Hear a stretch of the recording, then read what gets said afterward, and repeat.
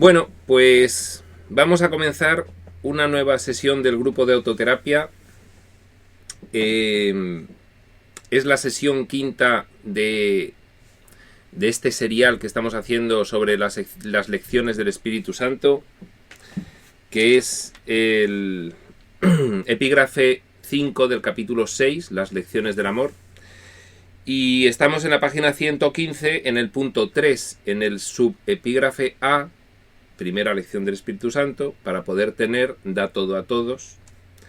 Abajo, punto 3, página 115. Bueno, antes de empezar, perdón, voy a contestar una pregunta que se ha planteado antes de comenzar la grabación, que es exactamente, a ver, ¿qué pienso de que los alumnos hagan ídolos de los facilitadores?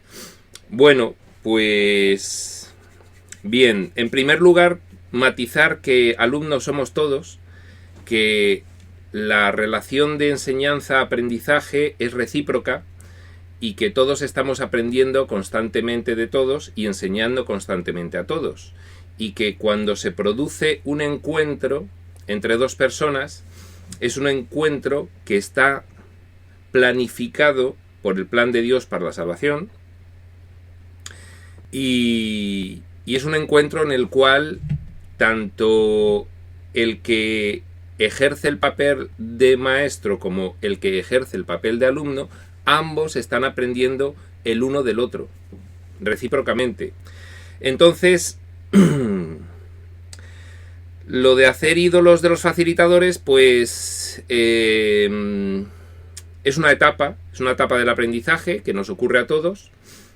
Y bueno, pues lo único que según vas aprendiendo esta enseñanza, pues vas dándote cuenta de que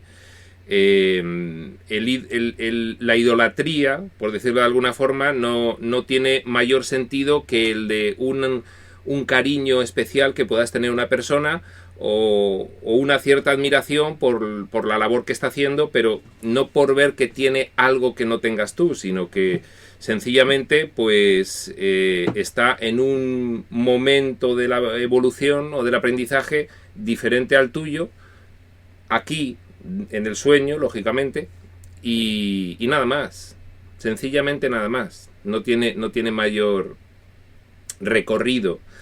Con lo cual, pues bueno, los facilitadores tampoco tiene mucho sentido que nos creamos algo especial. No somos especiales, sencillamente, pues también dice el curso que en ese plan de Dios para la salvación, pues tenemos algún don especial en el sentido de que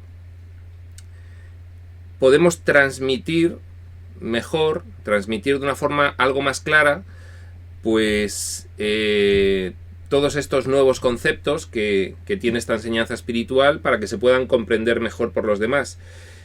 Podemos tener pues una mayor facilidad de oratoria, o de comprensión, o de estructura mental para poder transmitir todo esto, pero punto y final, no hay nada más, ¿no?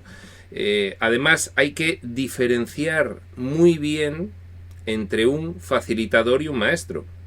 Hay que diferenciarlo completamente. Facilitadores habemos muchos. Maestros hay muy pocos. Maestros de verdad hay muy pocos. Dice un curso de milagros que aquel a quien acaba los ejercicios, pues ya se le puede calificar de maestro de Dios, pero es un maestro de Dios no en el sentido de que se le reconozca algo especial por encima de los demás, sino en el sentido de que él está preparado para poder actuar de reflejo con los demás y transmitirle de alguna forma la enseñanza. Dice también el curso que siempre estamos enseñando todos.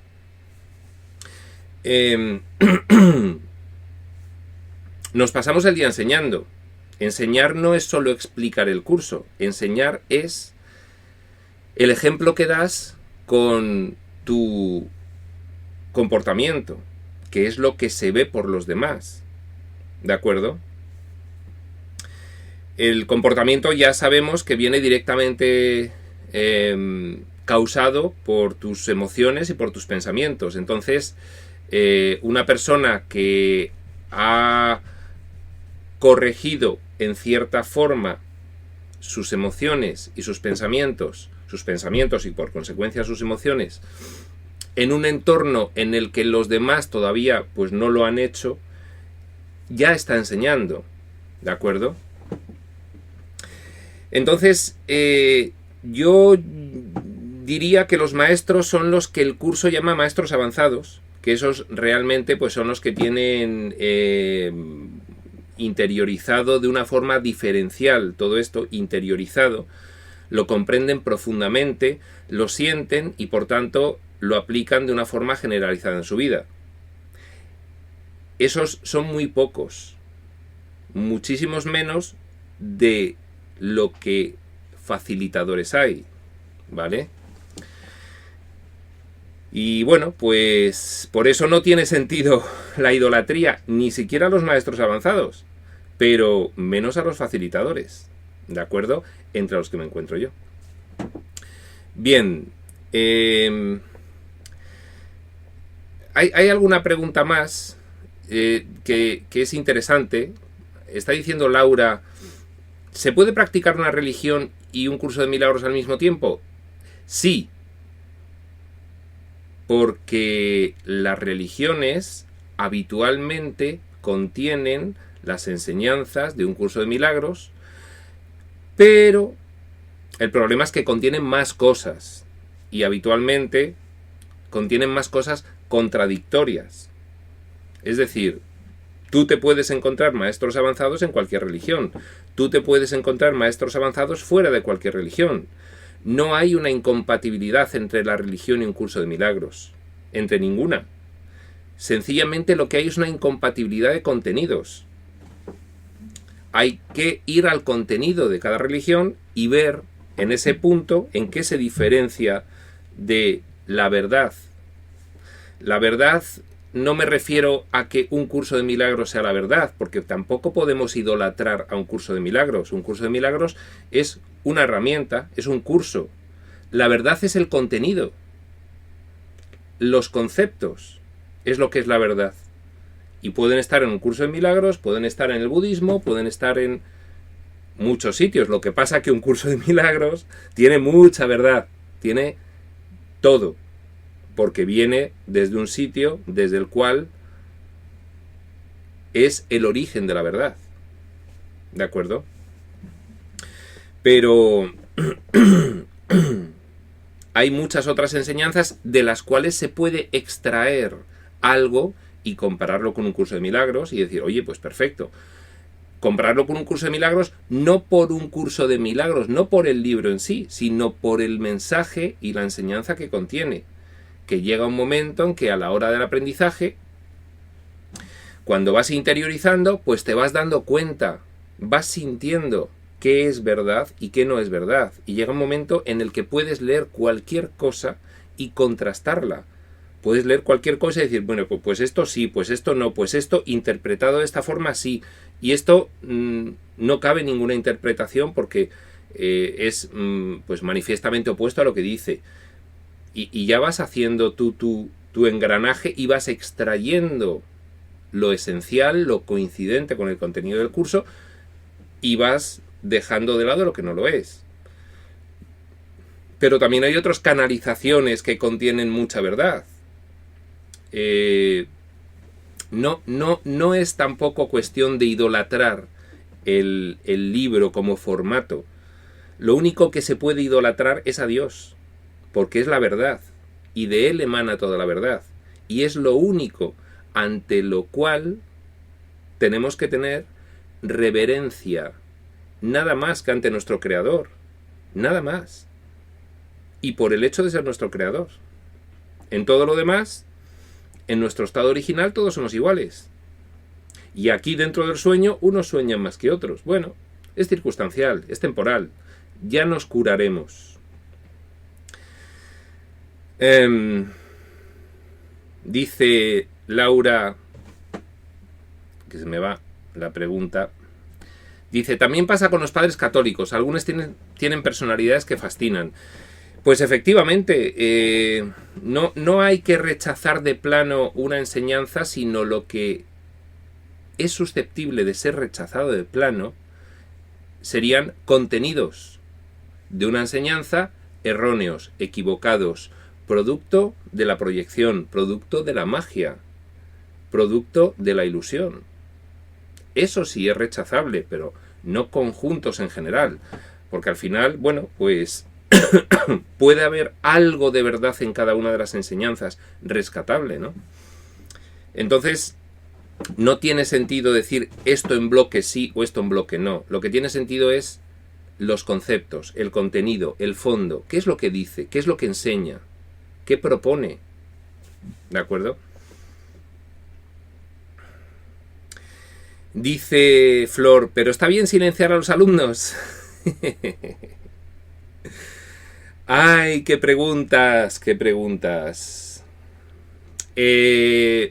Nada más que por una cuestión práctica de que en unas sesiones el que habla es el que ha quedado para hablar, pero no tiene sentido silenciar a los alumnos por otro motivo que no sea el meramente práctico de que aquí hablar varios a la vez no se entendería. Por ejemplo, si nosotros estuviésemos en nuestro estado original, podríamos tener muchas conversaciones simultáneas, entonces ahí no tendría sentido silenciar a los alumnos. Solo tiene sentido por una cuestión meramente práctica de poder entenderse, ¿vale? No sé quién lo silencia y quién no, ¿eh? Te contesto de forma general. Bueno, ya que estamos con esto, seguimos con estas inquietudes. Dice Hipatia, para mí es natural que haya alguien que va adelante. Si no, ¿cómo se mostraría un camino? Solo sin apegarse o responsabilizarle de lo mío. Bueno, hay una parte del curso, Hipatia, que nos habla de los líderes, de las personas que adoptan un papel seguidor y otras que adoptan un papel de guía, de maestro en este caso. Entonces, bueno, pues son roles del ego. Aquí, pues todos nosotros adoptamos ambos roles. Yo aquí tengo este rol porque tengo esa facilidad de explicación, punto y final, no hay nada más especial, ¿eh?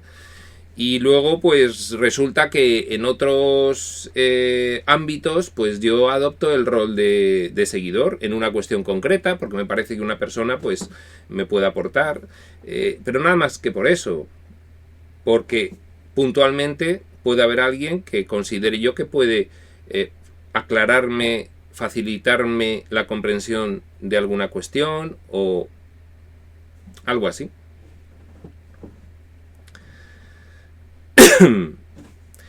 Y dice Patricia que si puedo hablar del miedo hoy. Bueno, yo puedo responder preguntas sobre el miedo, aunque yo vengo a hablar de las lecciones del Espíritu Santo, básicamente, que es el serial, pero una pregunta concreta sobre el miedo sí la podemos analizar y sí podemos entender de dónde viene el miedo y ver los diferentes niveles del miedo, los niveles más profundos, más metafísicos, los niveles más inmediatos,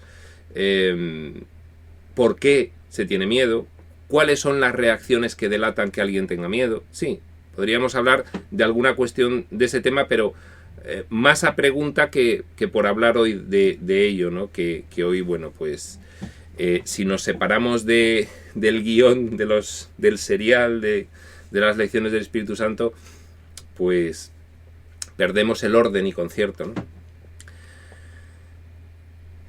Dice Laura, sí, es que estaba pensando como hay uno que otro sacerdote católico expresando ideas muy parecidas a un curso de milagros y muy diferentes a las de otros sacerdotes. Entonces en todas partes podemos encontrar el mensaje de la verdad. Efectivamente, no podemos analizar enseñanzas, religiones, corrientes religiosas, movimientos religiosos, órdenes religiosas, ni personas. No tiene sentido. Lo único que tiene sentido es analizar contenidos, mensajes concretos. Una persona puede decir cosas absolutamente erróneas habitualmente y de repente, pues de vez en cuando, decir cosas que son completamente verdad. Entonces lo que hay que hacer es separar una cosa de la otra. Nada más. Y dice Octavio, la filosofía advaita, por ejemplo, Iván, a mí me resuena mucho y me da una visión diferente a la del curso, pero que apunta a lo mismo.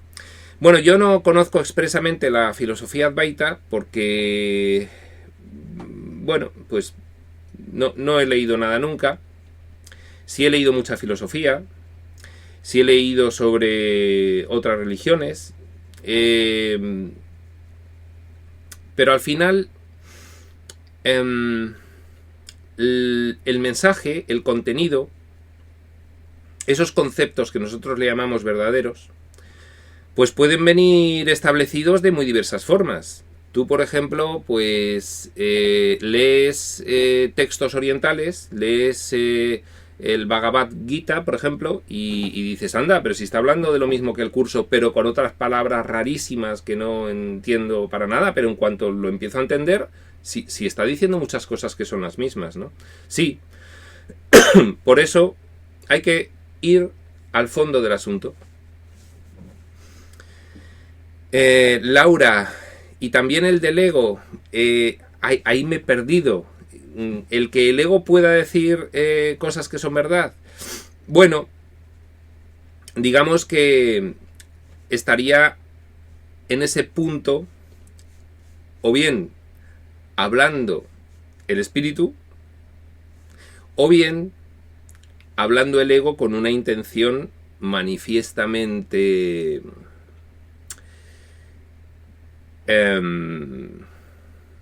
sospechosa.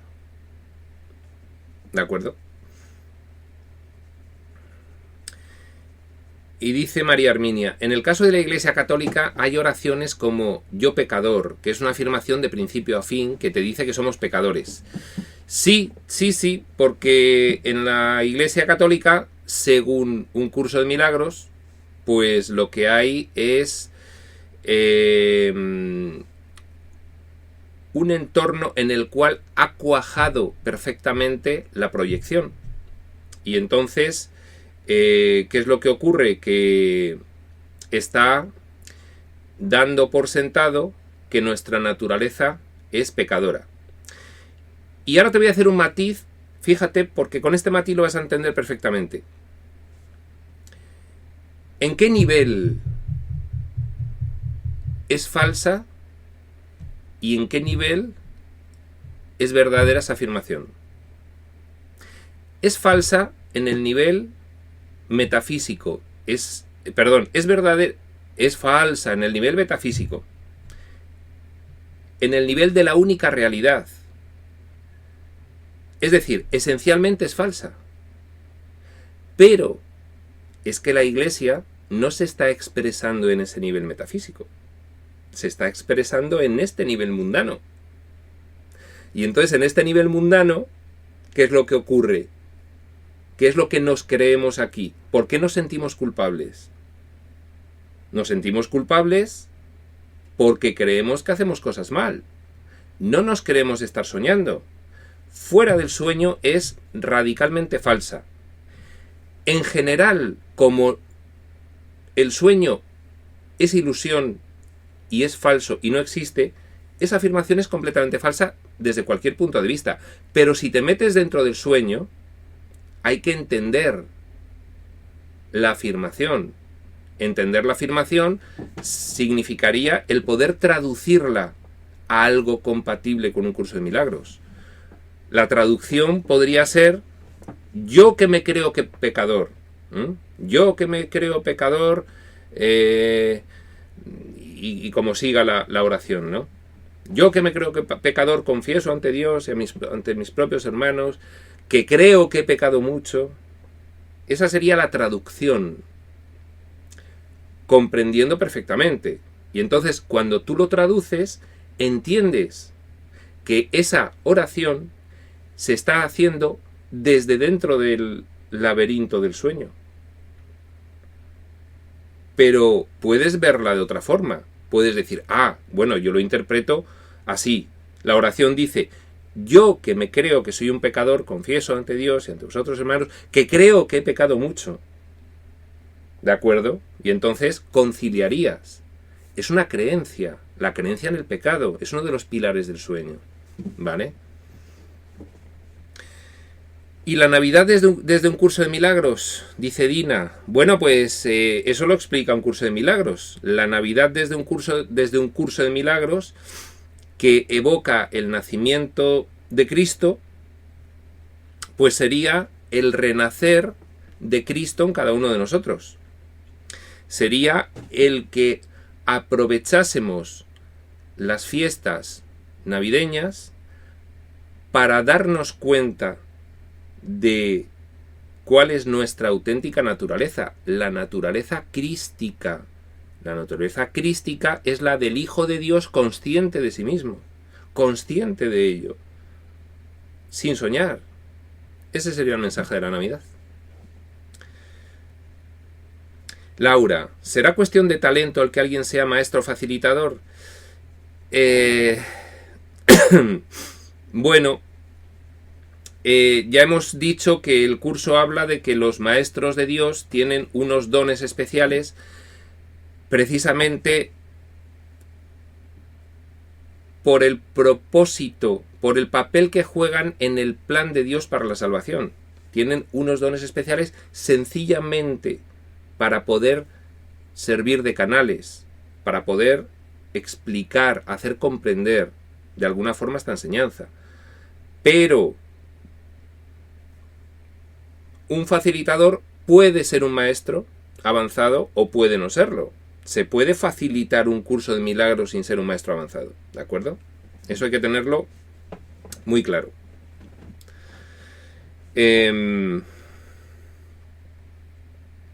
Dice Patricia, es que después de mucho ver y analizar tengo miedo a vivir al final. Por eso te pido que hables del miedo. Miedo a salir a trabajar, miedo a la gente, miedo a tener dinero, en definitiva. Miedo, sí.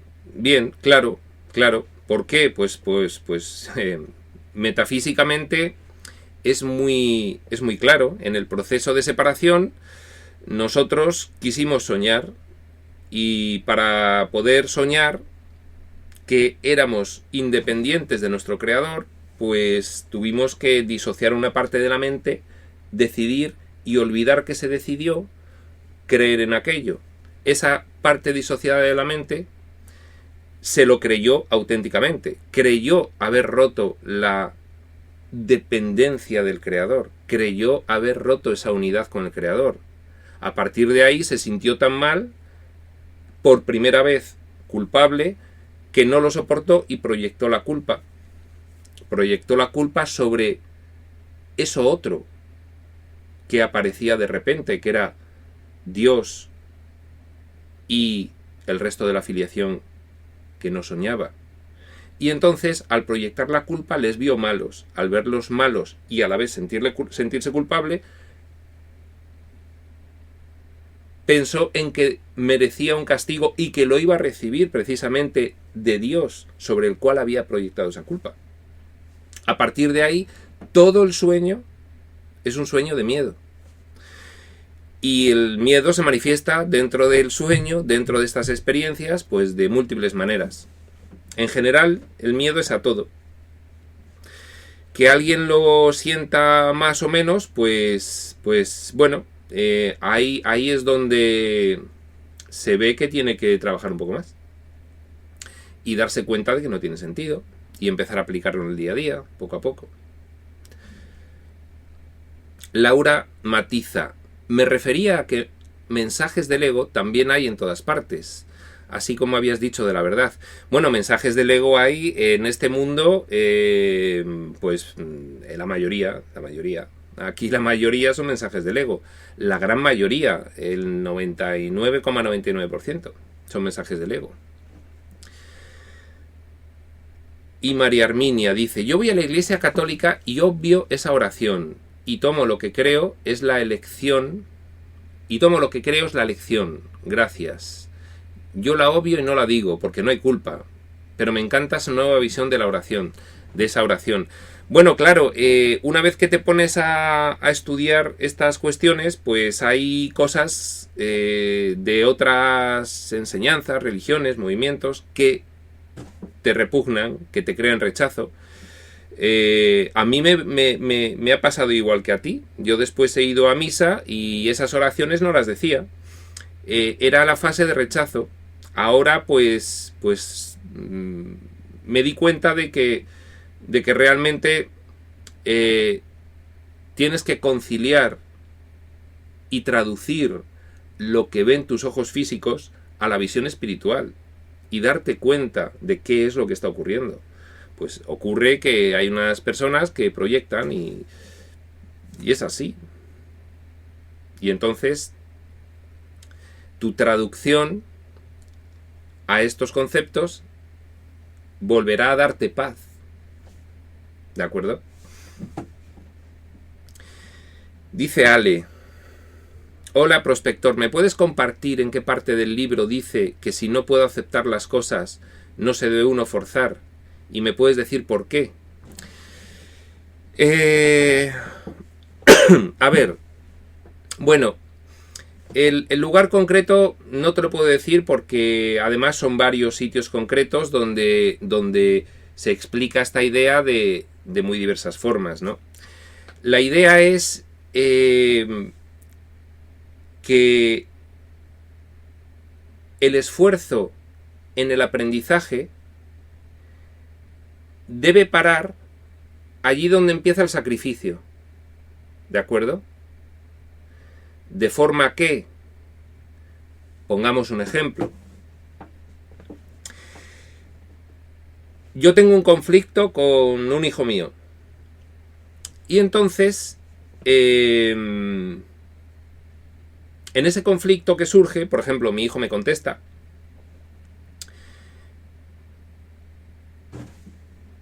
en ese momento, de una forma consciente o inconsciente, yo tomo una decisión que puede ser acertada o equivocada. Puedo ver esa situación con la visión espiritual.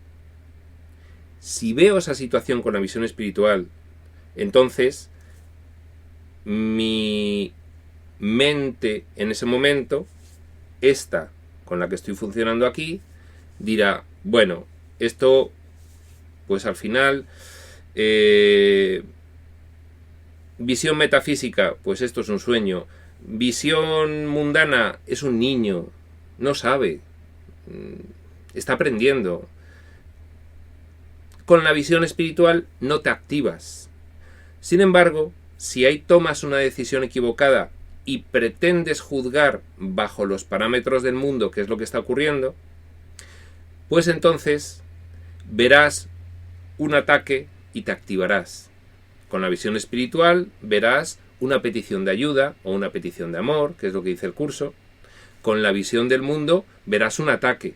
Con la visión espiritual no te activarás emocionalmente, no te enfadarás, no te entrará la ira. Con la visión del mundo sí, ¿de acuerdo? Bien, tú imagínate que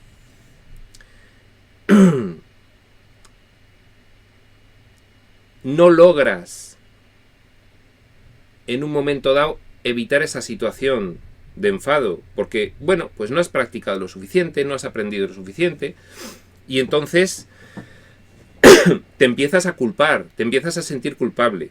Me estoy enfadando constantemente, no puede ser, lo hago fatal, no sirvo para estudiar un curso de milagros porque no logro interiorizarlo, porque... Entonces, ahí pasas del esfuerzo al sacrificio. Es decir, tienes que aceptar de alguna forma que aún no estás preparado. Pero eso no debe crear en ti un rechazo ante todo esto, por lo mal que te sientes, porque crees que no das la talla, porque los demás avanzan y yo no, porque parece llevo tantos años estudiando el curso y no parece que me sirva de nada. Bueno, sencillamente es que a partir de ahí puedes volver a elegir. Pero si tú, a raíz de esto que ocurre, en vez de aceptarlo, lo que haces es mortificarte por ello, pues ya estás pasando del punto en el que el aprendizaje es efectivo a un punto en el que ya no lo es. Entonces, hay muchos otros ejemplos en los cuales uno no puede forzar la situación. ¿Por qué? Porque el aprendizaje se produce de forma natural. Tú vas aprendiendo estas enseñanzas poco a poco, paulatinamente. Tú no puedes forzar un aprendizaje mayor del ritmo al que tu mente va comprendiendo y asimilando profundamente estos conceptos. Porque si lo haces, entonces empiezas a autoengañarte. Otro ejemplo es el que una persona pues se crea un maestro avanzado no siéndolo. Y entonces, como no acepta el ritmo al cual su mente, es decir, él mismo, va aprendiendo y asimilando, lo que hace es empezar a disimular ante los demás que él es un maestro muy avanzado. En ese sentido, también vale el ejemplo. ¿De acuerdo? El aprendizaje es muy individual. Como dice el curso, hay un plan diseñado para cada uno de nosotros. De forma que unos puede parecer que van más lentos que otros, pero en realidad no está ocurriendo así. En realidad es que cada uno parte hacia el aprendizaje con un nivel mental predeterminado. Y el que puede parecer que va muy lento, en realidad lo que ocurre podría ser que fuese muy rápido para el estado en el que estaba. Y el que parece que va muy rápido, pues puede ser que no esté aprendiendo tantas cosas con respecto a de dónde parte, o puede ser que esté disimulando. Es decir, ni disimular, porque disimular sería algo que calificaría lo opuesto a lo que es un maestro de Dios. Un maestro de Dios es honesto, un maestro de Dios tiene confianza. Ahí tenemos en el manual para el maestro las características de los maestros de Dios. La confianza, la honestidad, la tolerancia, el júbilo, la fe, la mente abierta, etcétera, etcétera. Entonces, todo eso se produce a base de un esfuerzo que no puede llevarse al punto de la ineficiencia. El esfuerzo se lleva al punto de la ineficiencia y se convierte en algo ineficiente, se convierte en sacrificio, se convierte en disimulo, y entonces no estás consiguiendo nada, ¿de acuerdo? Bueno, eso es un mensaje que está en general en muchas partes del texto. Y luego, pues más concretamente en el manual para el maestro, en el punto, no sé si es el 4, que dice ¿cuáles son las características de los maestros de Dios? Bueno, pues ahí también se dice.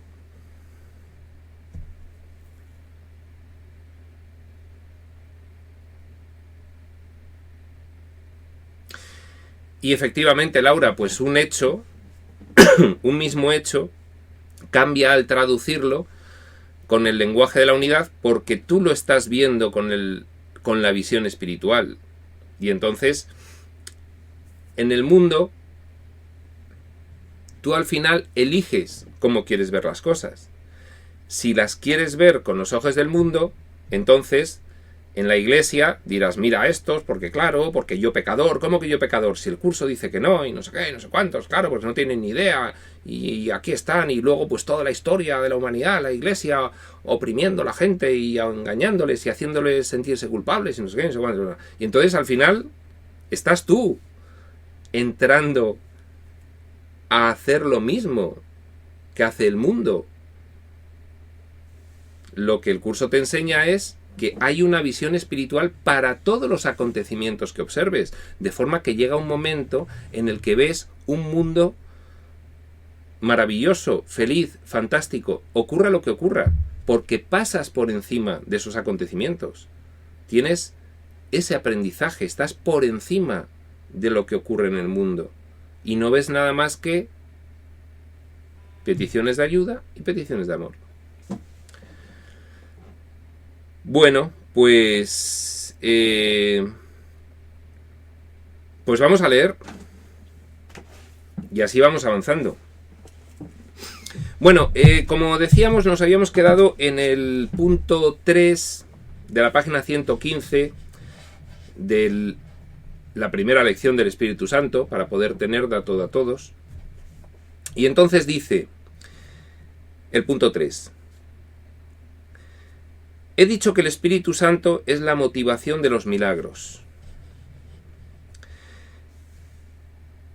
Bien, ya no sé dónde lo habíamos visto, pero lo que quiere decir esto es sencillamente que esa guía interna, esa parte personal de Dios dentro de la mente del Hijo que sueña, que es el Espíritu Santo,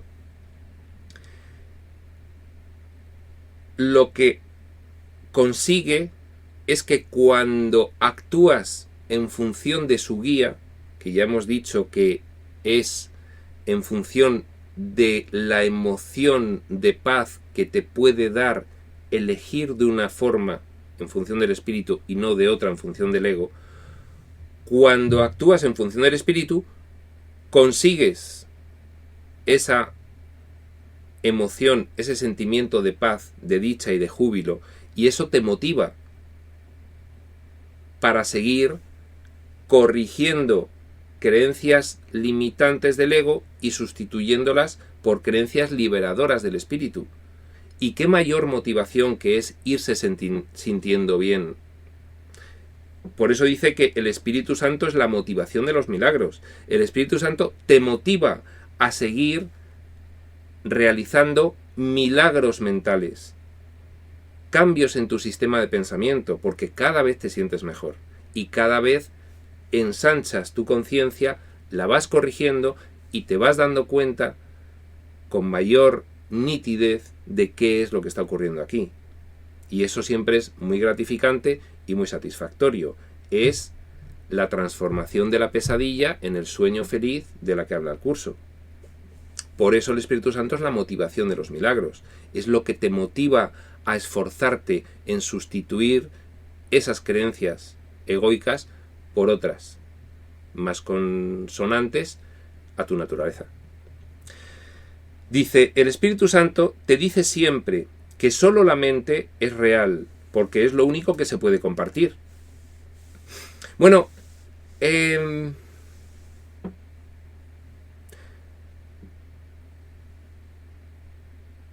todo el sueño es falso, porque es un sueño de separación. Lo que no es sueño es verdadero, porque es un sueño de unidad. Y esa es nuestra naturaleza, la unidad. Nosotros somos espíritu. Aquí estamos bajo el diseño de unas experiencias por las cuales nos parece que somos cuerpos. Son diseños tan sofisticados que nos parecen completamente reales. Completamente reales. De hecho, aunque nos digan que no, vamos a seguir creyendo que sí, mientras no hagamos un esfuerzo motivado en cambiar esa forma de pensar. Tanto es así como lo tenemos asimilado. ¿De acuerdo? Entonces, ¿qué es lo que es real?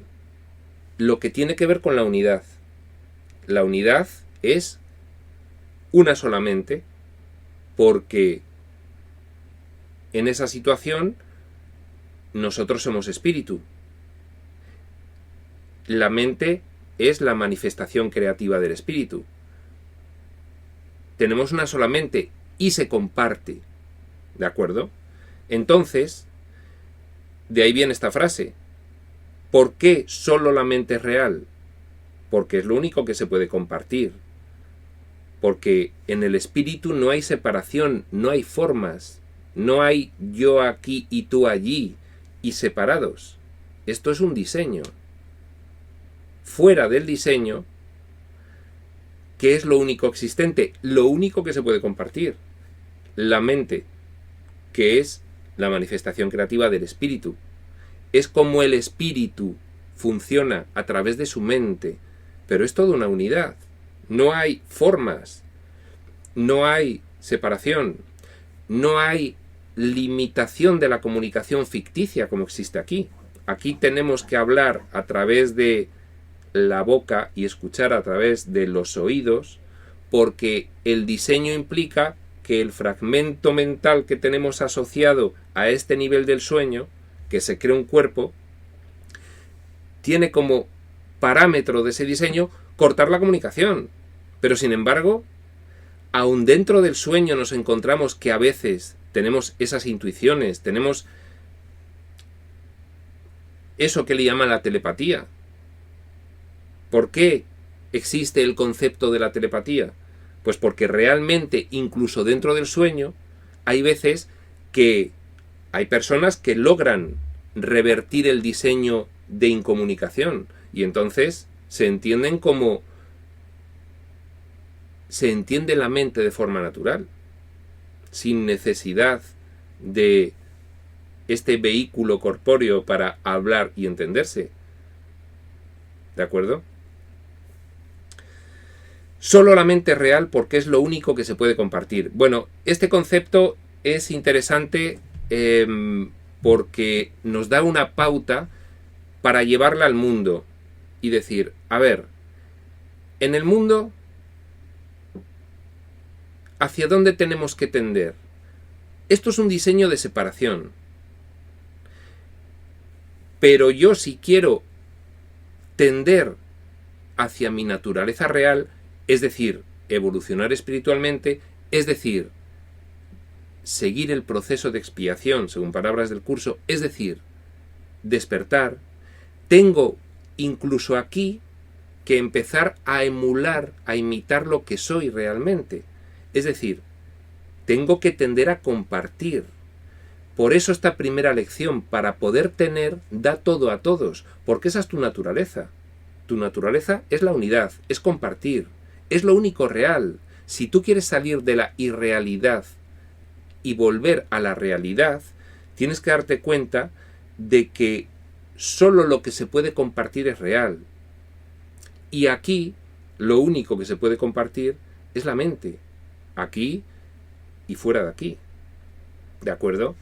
Lo que pasa que aquí, cuando compartes objetos, lo único que está ocurriendo en realidad es que estás poniendo en común ideas, poniendo en común la idea de compartir. Y aquí se simboliza, pues porque le dejas una cosa a una persona, y le prestas otra a la otra, y le das esto a aquel, y le prestas atención a este. Estás compartiendo cosas físicas, cosas intelectuales, o directamente lo más esencial que puedes compartir, que es tu amor, tu cariño. Eso es lo único real. Cuando nosotros actuamos así, estamos actuando en pro de nuestra naturaleza. Por eso es esta la primera lección del Espíritu Santo. Para poder tener, da todo a todos.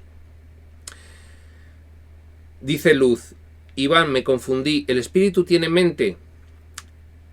Digamos que esquemáticamente sí. La mente es la manifestación creativa del espíritu. Es decir, el espíritu, ¿cómo se experimenta? ¿Cómo se experiencia? ¿Qué es lo que hace el espíritu? Crear. Y crea a través de la mente. Se expresa a través de la mente. ¿De acuerdo? Es la forma en la que el espíritu funciona con la mente. ¿Que tiene mente? Bueno, lo de tener en estos términos como si fuese algo, no, es mente. El espíritu es en su funcionalidad mente.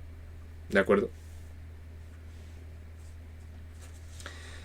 Sigue diciendo, el cuerpo es algo separado y por lo tanto no puede ser parte de ti. Esto es una conclusión de lo anterior. ¿Tú puedes compartir tu cuerpo con alguien? No, si acaso juntarlo un rato, pero no lo puedes compartir. Entonces, no es real. Nada que no se pueda compartir es real. Por eso aquí en este mundo nada es real. Esa es la pauta. ¿Se puede compartir? No, no es real. ¿De acuerdo? Aquí, ¿cómo nos podemos aproximar a la realidad? Simbolizando el compartir a través de el dar. Porque como estamos en un diseño de formas separadas, no podemos fundir dos cuerpos. Entonces, tendremos que simbolizar la idea de compartir a través del dar. ¿Vale? El cuerpo es algo separado y por lo tanto no puede ser parte de ti. Ser de una sola mente tiene sentido, pero ser de un solo cuerpo no tiene ningún sentido, como todos alcanzamos a entender, ¿no? Hagamos otra vez el ejercicio de entender que es una sola mente, que es bueno hacerlo de vez en cuando. Si ahora mismo todos cerráis los ojos e imagináis que mi voz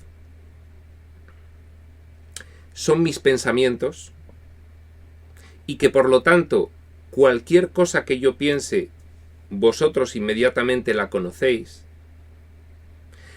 y que cualquier cosa que vosotros penséis es conocida por todos los demás, eso es compartir una misma mente. Compartir una misma mente es que no hay pensamientos privados, de forma que no puedes ocultar nada y guardarlo para ti, de forma que todos conocen todo lo que piensas, que eso es lo que ocurre en realidad. Aquí hay una noticia inquietante, y es inquietante solo en este nivel del sueño, y es que todo lo que ahora mismo pensamos, todo lo que creemos que son pensamientos propios, en otro nivel de la mente son conocidos por todos. Entonces, cuidado con lo que pensamos. No, fuera de bromas. Tener una sola mente solo tiene sentido cuando vives conforme a tu estado original de creación divina, es decir, en el paradigma del amor. Si tú ahora mismo tuvieses que compartir tus pensamientos con todo el mundo, eso mismo determinaría un cambio en tu sistema de pensamiento, porque no sería aceptable pensar públicamente lo que hasta ese momento pensabas en privado. Y a partir de ahí determinaría un cambio. Ya te cuidarías muy mucho de pensar una serie de cuestiones, ¿no? Bueno, una de las fórmulas que tiene el Maestro de Dios cuando alguien pretende avanzar hasta ese nivel es actuar como si todos tus pensamientos fuesen públicos. Entonces, de esa forma, te evitarías tú mismo sentirte mal, porque tú te sientes mal, seas consciente de ello o no, cuando tienes pensamientos de ataque. Y todo pensamiento que no sea de amor es un pensamiento de ataque, porque todo pensamiento que no sea de amor es un pensamiento de miedo. ¿De acuerdo? Entonces, bueno, pues como dice, ser de una sola mente tiene sentido, pero ser de un solo cuerpo no tiene ningún sentido. Luego, volvemos a esa regla. ¿Se puede compartir? Sí, es real. No, no es real. Aquí, dentro de este diseño de irrealidad, ¿cómo podemos tender hacia la realidad? Compartiendo. ¿Y aquí cómo se comparte? Si no puedes fundirte, pues dando. No solo dando materialmente, dándote a los demás. Esa es la forma de compartir aquí. Dándote enteramente a los demás. Esa vocación de servicio. Y aquí enlazo con lo que comentábamos antes. Esa vocación de servicio solo puede venir si la sientes. No puedes forzarte a tener vocación de servicio cuando no has llegado a sentirlo y que te salga de forma natural. Tienes que ir poco a poco. Porque si no, estás disimulando. Y entonces lo que te va a crear es un rechazo tan importante debido al estado de pánico en el que entres, que lo que vas a hacer es involucionar y rechazar esta enseñanza. No puedes ir más rápido de lo que tu mente permite que vayas. Entonces, esta lección tendría que comenzar a aplicarse poco a poco e ir viendo cómo te vas sintiendo. Y, como decíamos antes, el Espíritu Santo es la motivación de los milagros. Al ver que te sientes bien, al darte, no la asociemos con lo material. Eso puede crearnos conflicto. Asociémoslo por ahora con lo personal. Darte a los demás ese servicio te va a hacer sentir bien. Y poco a poco te irás dando cuenta de que te sientes mejor cada vez.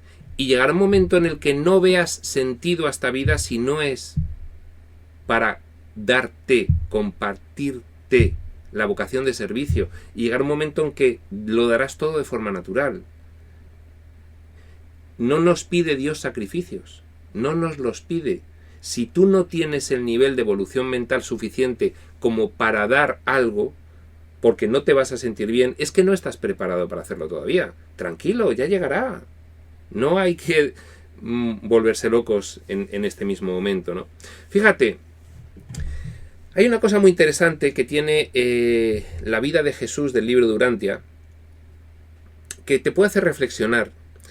Hay una parte en la que Jesús explica el tema de las riquezas materiales, y entonces él diferencia entre los apóstoles y los discípulos, ¿no? ¿Por qué? Pues porque a los apóstoles sí les pide que abandonen todo y le sigan, que abandonen todo y le sigan, todo lo material y todo lo afectivo, que abandonen a sus familias y le sigan. A los discípulos no. Hace una clara distinción entre estas dos situaciones. ¿Cómo se traduce esto a un curso de milagros? Pues muy sencillamente. Todos tenemos que empezar en la forma de discípulo. ¿De acuerdo? Llegará un momento en el que sentiremos que queremos pasar a la forma de apóstol. Y son dos formas diferentes. Cuando tú ya sientes que quieres pasar a la forma de apóstol, en las palabras de Jesús, en su vida carnal, es porque ya estás preparado para entregarte completamente a tu auténtica naturaleza. No te entregas a otra persona, te entregas a ti mismo.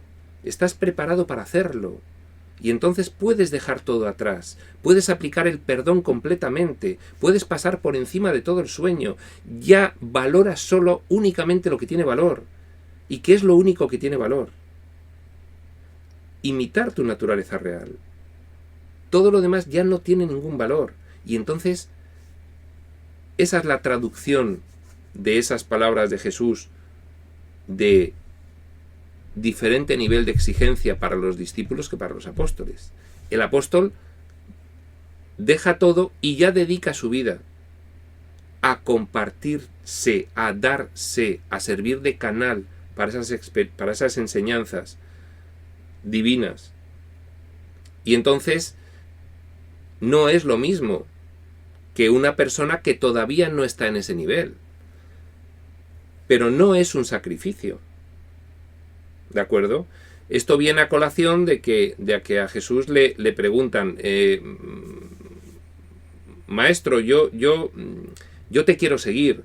Y entonces Jesús le hace entender en el lenguaje de aquella época, para seguirme, para ser un apóstol, para ser un mensajero del reino, dice en concreto, tienes que estar preparado.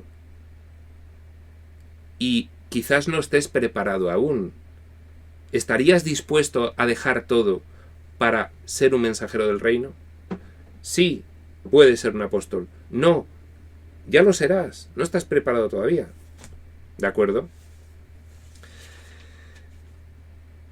Pues esto es lo que comentábamos, de que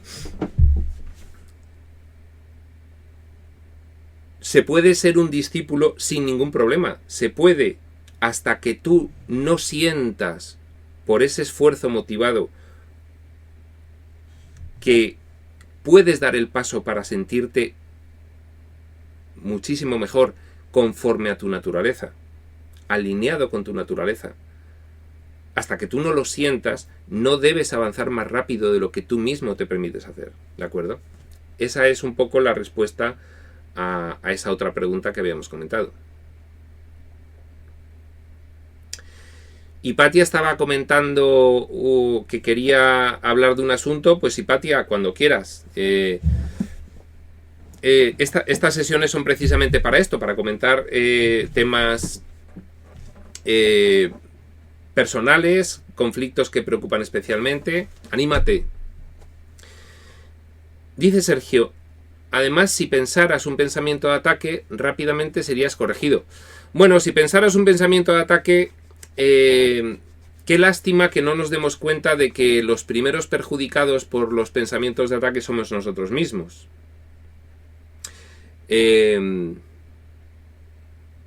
Es muy interesante el ver cómo te sientes después de atacar. Si uno se observa y ve cómo se siente después de atacar, eso es una motivación para abandonar el ataque la siguiente vez. Porque es que te sientes tú fatal. Entonces, ¿para qué vas a seguir atacando? Le das una satisfacción totalmente fugaz al ego y luego te queda que te sientes horrorosamente mal, porque el primer perjudicado del ataque eres tú, ¿no? En ese sentido, rápidamente eres corregido, porque es como un boomerang que lo lanzas pensando que vas a darle a alguien y a los 10 segundos te dan la cabeza a ti. Y esa es la corrección que te proporciona el ataque. No ataques, si es que el primer perjudicado eres tú.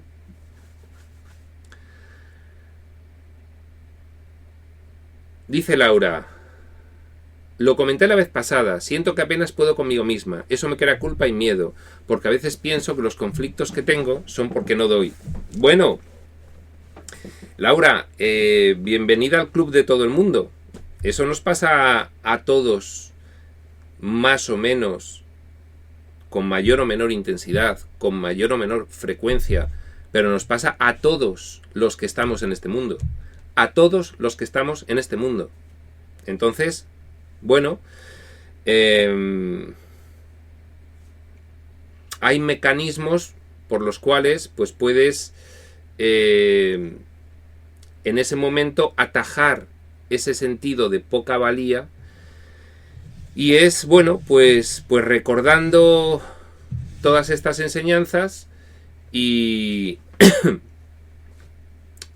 digamos que teniendo en mente todas estas cuestiones que estamos explicando, metafísicas, es lo que le llamo yo el anclaje metafísico, ¿no? ¿De qué sirve el anclaje metafísico? Pues el anclaje metafísico es como las herramientas de los psicólogos tradicionales, solo que los psicólogos tradicionales te dan una respuesta de consuelo dentro del laberinto. Esa respuesta de consuelo sería: hombre, no te preocupes, mujer, si le pasa a todo el mundo, tú tranquila, no te agobies por eso, si todo el mundo nos sentimos mal de vez en cuando y luego se te pasa. Bien, además tienes esto y tienes aquello y haces esto muy bien y fíjate lo que tienes, y tienes un marido, y tienes una familia, y tienes salud o no, o te dan el consuelo. El anclaje metafísico es otro consuelo de fuera del mundo, de fuera del laberinto, y entonces también es interesante manejarlo, no para pensar que es magia, sino sencillamente para darte cuenta de por qué te estás sintiendo así y que no tiene sentido, y a partir de ahí lo utilices como un reconstituyente y elijas de nuevo ver de otra forma eso que te está ocurriendo, con el objetivo de sentirte tú mejor, primeramente.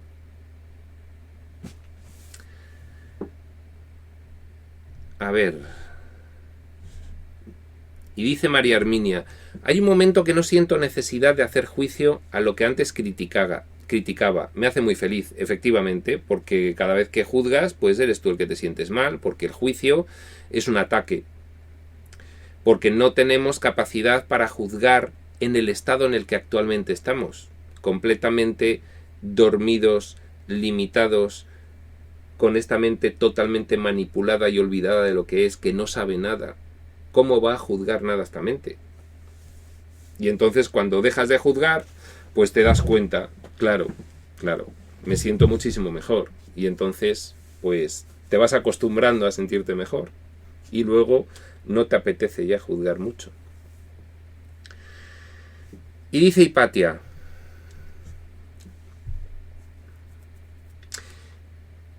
de joven no quise seguir la vida que mi padre esperaba de mí. Él no me ha perdonado y cada vez menos, ya que estoy en este camino espiritual. Él esperaba que yo fuese una guerrillera y política. No pude hacerlo. Hemos hecho intentos de compaginar, no lo hemos logrado. Mi pregunta es: si esto puede ser un eco de mi dolor de haberme separado de Dios, ¿lo puedo trabajar por ahí? Bueno, Hipatia, pues mira, es muy interesante porque vamos a utilizar un ejemplo en la figura misma de Jesús. Resulta que en la época de Jesús esperaban de él el que fuese el Mesías prometido de las profecías del pueblo judío, que era un Mesías que iba a liberar al pueblo judío del yugo romano y que iba a emprender una guerra de liberación y que era el sucesor del trono de David. Cuando incluso sus apóstoles durante la gran parte de la vida pública veían que Jesús decía: no, que mi reino no es de este mundo. Yo no vengo a implantar un reino de este mundo, sino del otro mundo, del mundo de mi Padre. Entonces no le comprendían. ¿Pero cómo es posible que tú no vayas a liberarnos de esta opresión que desde hace décadas venimos sufriendo? Si hay una profecía que dice que el Mesías nos iba a liberar. Y entonces él decía: sí, pero no era una liberación física Era una liberación interna, interior, espiritual. Y de hecho, pues hubo mucha gente que no le perdonó.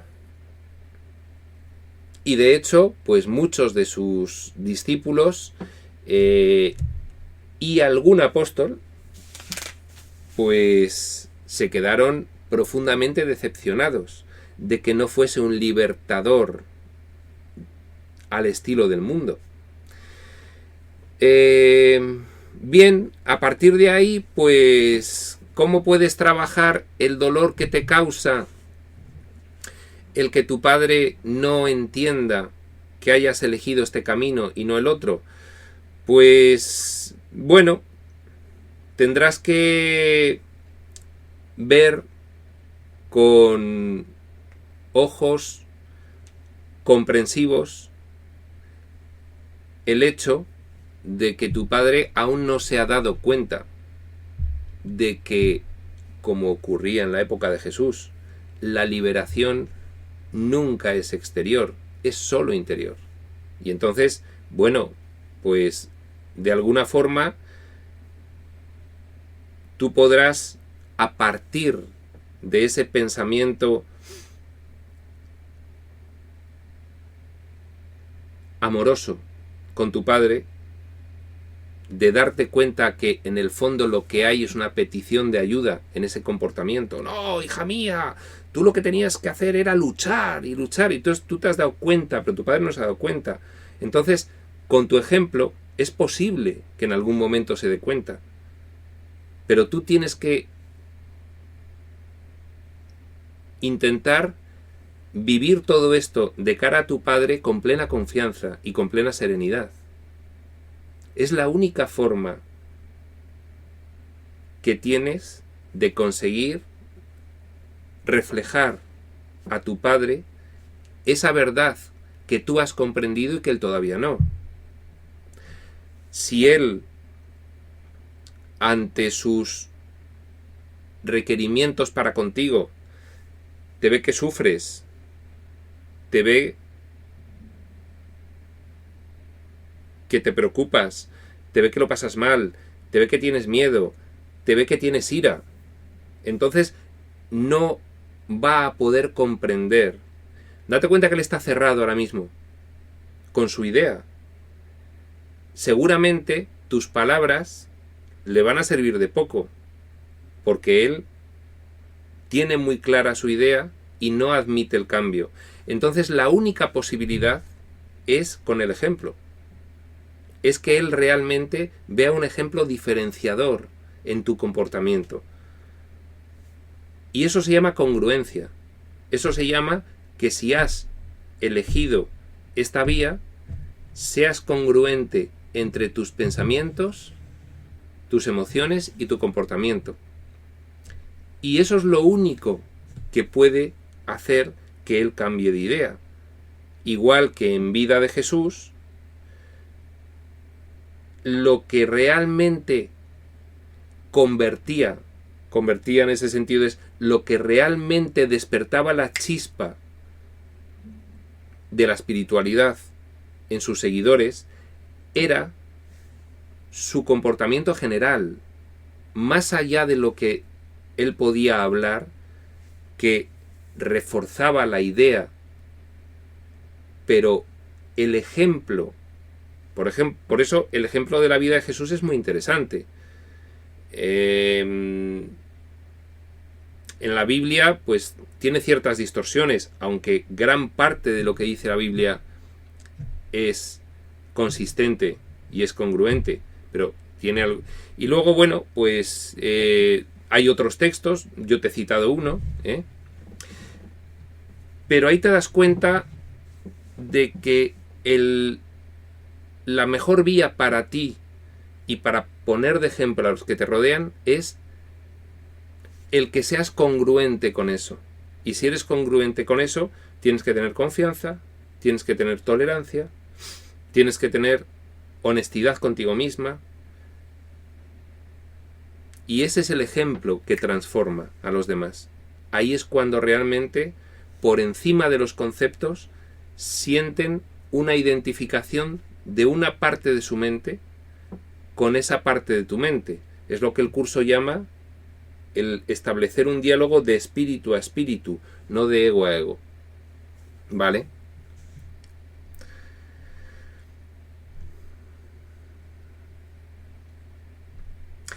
Dice Luz, una pregunta pues práctica sobre el curso. Dice, ¿me puedes explicar cuál es la diferencia entre el texto, el libro de ejercicios, el manual para el maestro? ¿Cuál leer primero? ¿De qué sirve el texto? Bueno, Luz, muy sencillo y muy breve. El texto son conceptos que tenemos que comprender. El libro de ejercicios es una forma muy sofisticada de llevar a la práctica esos conceptos. Y el manual para el maestro son unas pautas generales para cuando uno ha acabado el libro de ejercicios y ya comprende el texto, para desenvolverse de ahí en adelante, que ahí es donde empieza realmente el camino, una vez que uno ha acabado el curso, ¿de acuerdo? Luego puedes seguir con el curso toda tu vida, porque te inspira, porque te recuerda, porque te ayuda en los momentos bajos, pues no hay ningún problema, pero realmente hay un camino posterior al curso, y el manual para el maestro pues te da unas pautas de preparación, ¿no? ¿Que cuál leer primero? Pues mira, depende de cada persona. Hay algunas personas a las que les va a venir mejor hacer primero los ejercicios sin haber leído el texto, porque los ejercicios de por sí son muy potentes y muy sofisticados. Hay otras personas que, sin embargo, por su personalidad y por su estructuración mental, necesitarán primero leer el texto y luego hacer el libro de ejercicios. Hay otras personas que directamente leen el manual para el maestro y para ellos es un aprendizaje extraordinario sin haber leído ni el texto ni el libro de ejercicios. La pauta habitual es texto, ejercicios y manual para el maestro, que es el orden en el cual va, pero el mismo curso te dice que en función de cada persona, pues hay quienes el texto no pueden con él, hay quienes los ejercicios pues no pueden con ellos, y hay pues quien le interesa muchísimo meterse directamente al manual para el maestro, porque a partir de ahí toma una motivación que luego le lleva a leer el libro con otra inclinación hacia él, o hacer los ejercicios de otra forma. Al final es cada uno lo que le pueda llamar, ¿no? Dice Carlos, si personajes como Jesús o Buda hubieran encajado o adoptado a la sociedad, no estaríamos aquí reunidos hablando de la paz. Claro. Lo que pasa que, bueno, pues ahí están nuestras resistencias a abandonar el sueño de ilusión. Ahí están claras, ¿no? Ha venido por aquí Jesús, ha venido por aquí Buda, y aquí seguimos, secuencia tras secuencia. Bueno, cada uno a su ritmo, tranquilamente. Lo importante es que tenemos motivación para ir avanzando. No solo nosotros, ¿eh? De hecho, pues veamos que no todo el mundo está igual. No todas las personas del mundo están viviendo los mismos guiones en cada secuencia. Hay gente que está mucho peor, viviendo situaciones de extrema crueldad y sufrimiento. Hay gente que no tanto. Según vas evolucionando mentalmente, vas diseñando guiones menos pesadilla y más sueño feliz. Y eso ocurre sin recibir directamente la enseñanza en forma de curso. ¿Por qué? Porque al final todos tenemos el guía interno, que es el espíritu. Y eso, al final, va facilitando el aprendizaje. ¿De acuerdo?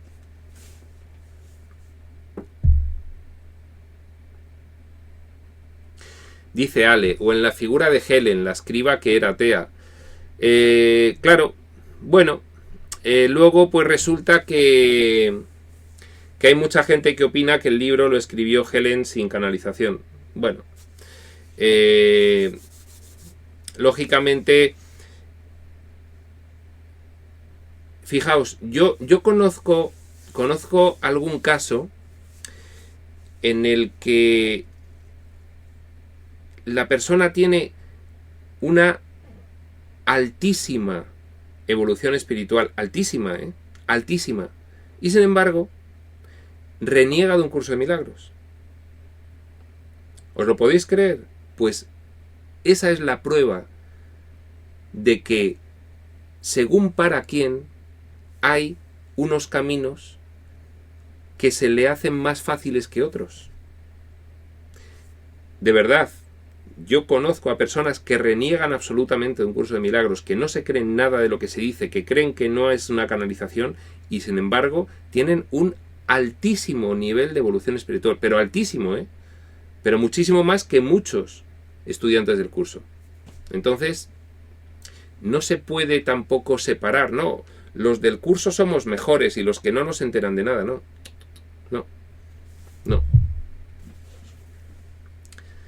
Bueno,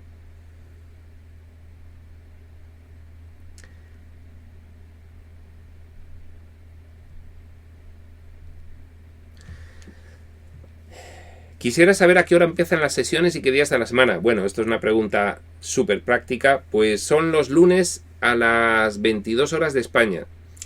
Ya en función de tu país, pues al cambio de hora a la que sea.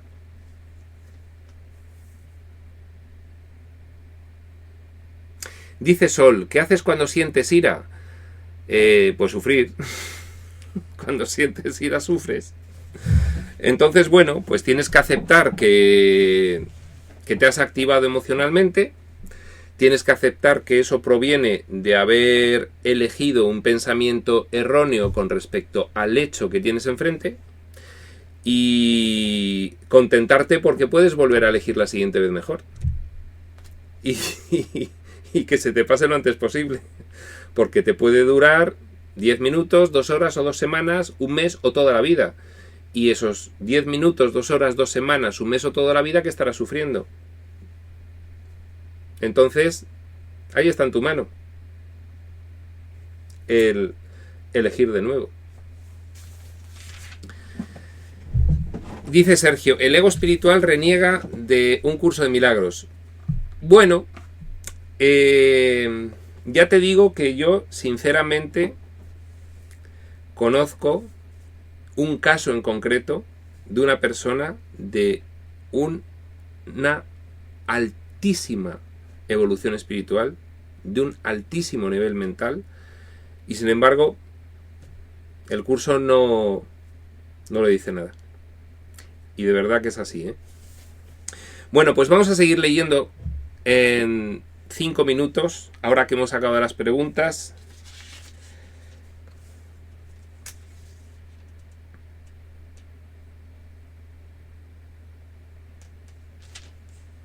Que ya no sé ni dónde estaba. Ah, aquí. Bueno, la última frase era: ser de una sola mente tiene sentido, pero ser de un solo cuerpo no tiene ningún sentido. Claro, el cuerpo no se puede compartir. De acuerdo con las leyes de la mente, pues, el cuerpo no tiene ningún sentido. Bien, esto es una afirmación muy metafísica.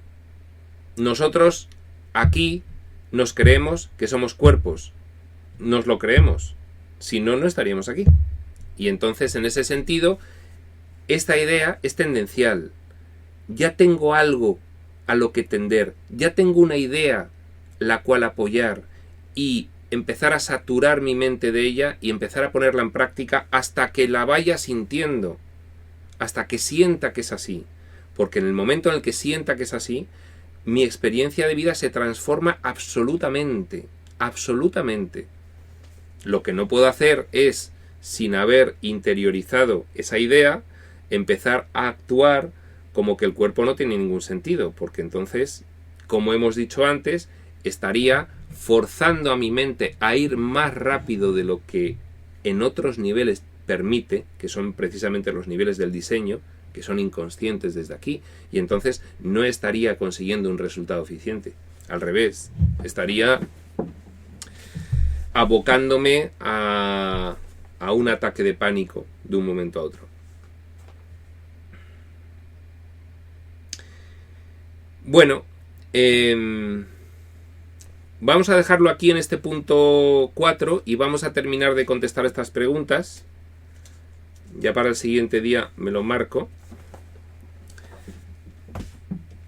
Y dice Ale: prospector, ¿hay diferencia entre las emociones de sufrimiento, miedo, ira, etcétera? Ahora creo que todas son lo mismo y están para lo mismo.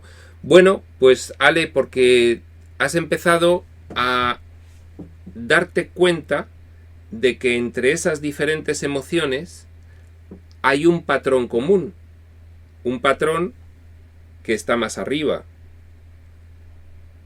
Todas obedecen a los 3 pilares en los que se basa este diseño de este mundo de ilusión: la creencia en el pecado, la consiguiente culpa y el miedo al castigo.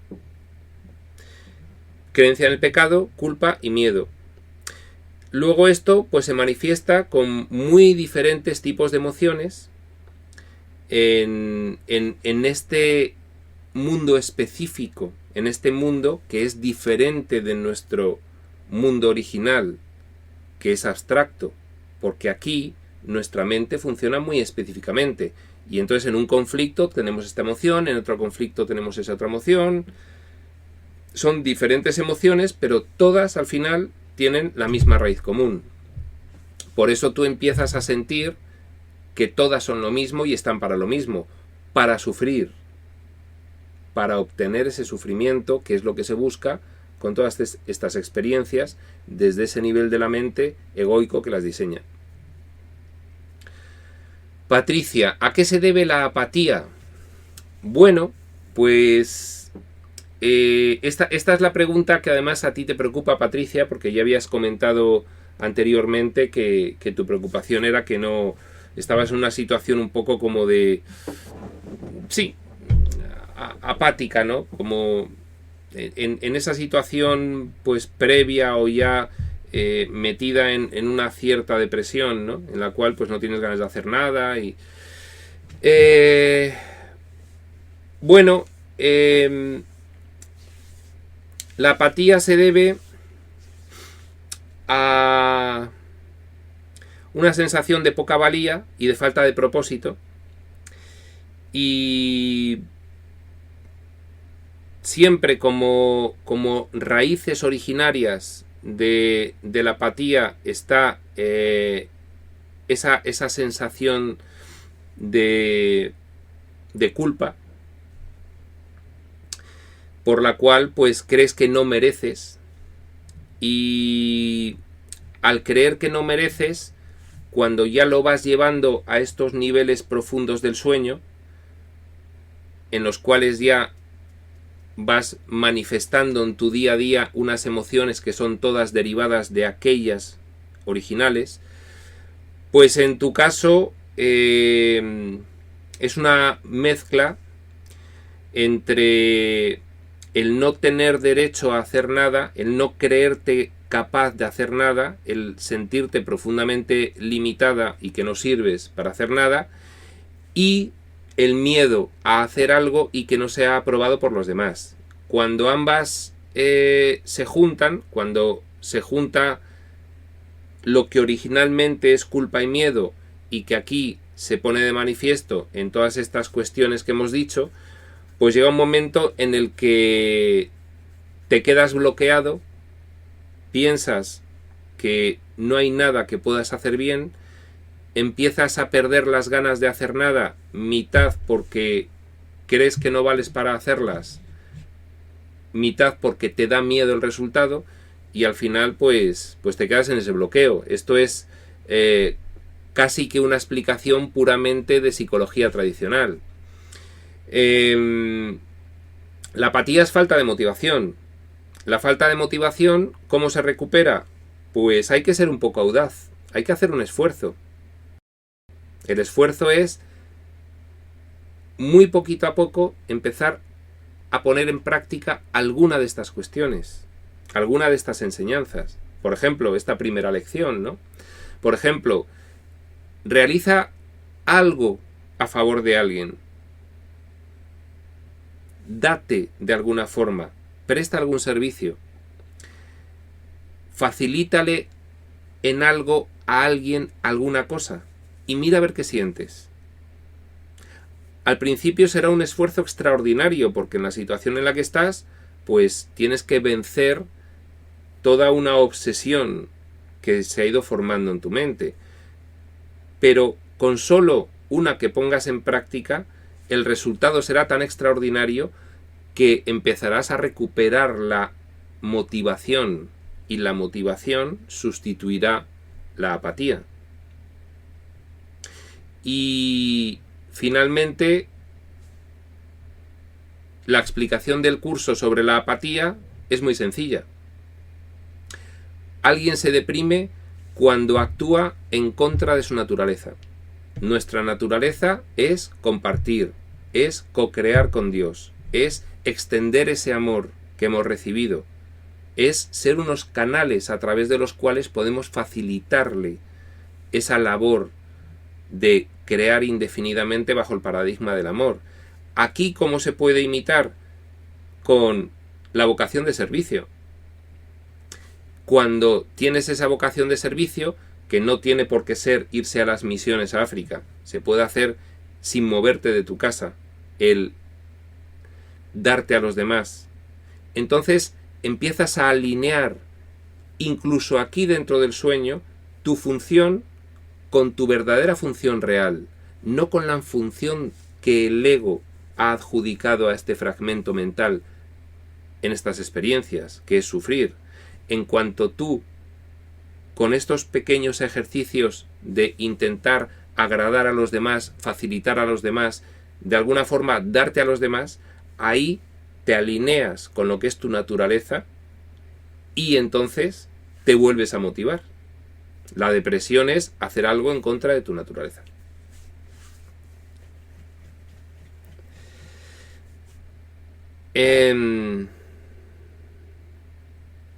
Dice José, ¿la persona de nivel altísimo eres tú? No.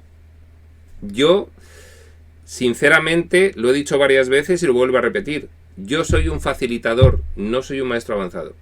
Lo siento, si había algún ídolo por ahí, alguna persona que me tuviese como ídolo, pero yo soy un estudiante más, con los mismos problemas que puede tener cualquiera, y ahí estoy en mi camino, pues intentando sentirme mejor con esa motivación y trabajando día a día y con logros y también con fracasos y bueno, pues ahí en la brecha. Esa persona de altísimo nivel es una persona que conozco que, bueno, pues lógicamente está en Facebook, pero no voy a revelar quién es. Y sinceramente es así, tiene un nivel altísimo y sin embargo pues no está en un curso de milagros. Bueno, María Herminia, lo de la apatía pues lo hemos comentado, no sé si te valdrá la explicación o querrías apuntar algo más. Ana Isabel, ¿qué recomiendas para leer un poco más de metafísica aparte de lo que aparece en el libro? Bueno, pues la verdad es que la metafísica más profunda y más interesante que hay ahora mismo por ahí, yo creo que está en un curso de milagros. Si luego quieres leer algunos otros textos, pues los hay. Quizás te pueda valer Habla Set o te pueda valer el libro blanco de Ramtha. Pero yo creo que lo que van a hacer es darte un punto de vista diferente al que te dan curso y que es muy enriquecedor. Y dice Iris, ¿Cómo motivarte para seguir avanzando? Por los logros que vas teniendo, pero cuando no hay logros, ¿cómo hacerlo? Bueno, pues esto es como en la vida, hay cosas que salen bien, hay cosas que salen mal y uno pues se queda con la bonita experiencia de las que sale bien e intenta repetirlas para que vuelvan a salir bien e intenta no repetir las que salen mal. Cuando tú atacas, sea cual sea la forma en la que lo haces, te sientes muy mal. Sé consciente de ello, vigila tu mente y intenta atacar menos para sentirte tú mejor. Y esa es la forma de motivarse. Intenta sentirte menos culpable, intenta darte cuenta de que no tiene sentido el miedo. Esos ejercicios de darte cuenta de que el miedo no tiene sentido, los hay muy específicos. Ahí lo que mejor funciona es empezar a entablar esa relación íntima con Dios, dado que tienes a Dios a tu alcance como una parte personal suya en tu mente, que es el Espíritu Santo, y puedes establecer una relación directa, íntima y cariñosa con Él, y eso es de los ejercicios más potentes para evitar el miedo. Y bueno, pues ahí tienes 365 ejercicios para todo esto, fantásticos, que realmente pues dan muchos resultados siempre que se hagan con cierta dedicación, ¿no? Dice Laura, ahora que hablas de que podemos dar sin salir de casa, creo que yo me pongo muy altas expectativas para el servicio, tipo Madre de Teresa de Calcuta. Bueno, eso es una de las fórmulas, pero todos sabemos lo que cuece dentro de casa y todos sabemos qué comportamientos realizamos en apariencia de entrega que no lo son, y cada uno sabe de lo que estoy hablando. ¿Vale? Bueno, si no hay pensamientos privados, dinos quién es. Dice Ale. ¡Ah! No. No. Yo estoy convencido de que esa persona prefiere que se quede así tal cual. Bueno, Sergio, Ana, los de Kenneth Wapnick, Rosa María Wynne, etcétera, etcétera. Todos los basados en un curso de milagros, por supuesto, que al final son facilitaciones, si es que se puede decir esa palabra, de un curso de milagros. También yo te estaba dando otras lecturas, bueno, pues que te pudiesen dar otras perspectivas diferentes a la del curso, ¿no? Y nada más, pues hasta aquí hemos llegado. Hemos leído un punto de esta primera lección del Espíritu Santo. Y esta sesión ha sido fantástica porque ha habido un montón de preguntas y yo creo que ha sido muy interesante y hemos todos aprendido algo, sin duda. Y nada más, pues aquí lo dejamos. Prospector UCDM.